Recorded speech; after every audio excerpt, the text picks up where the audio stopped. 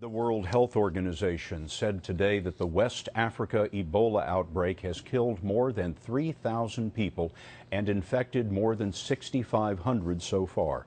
The U.S. is sending 3,000 military personnel to build 17 treatment facilities in the weeks ahead.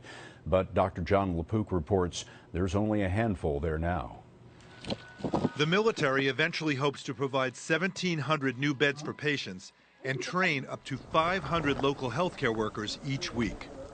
Dr. Paul Farmer co-founded Partners in Health, an organization that helps build healthcare systems in developing nations. He was recently in Liberia and met with President Ellen Johnson Sirleaf. We're hearing about potentially hundreds of thousands of people being infected.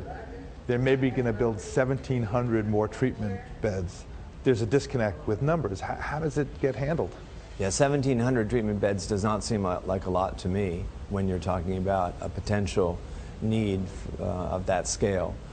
And so I think there is a mismatch in the math. But even if there were enough supplies, Farmer says much more needs to be done to bring the Ebola epidemic under control in a region with broken health care. To stop it, you have to do two things at once. You have to respond to the emergency, the crisis, but also to build a really strong public health system that could go all the way from villages and communities to hospitals. That's a tall order.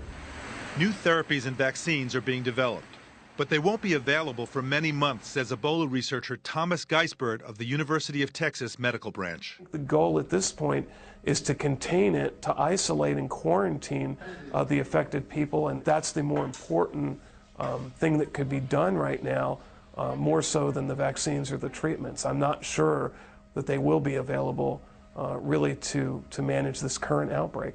We know how to prevent Ebola.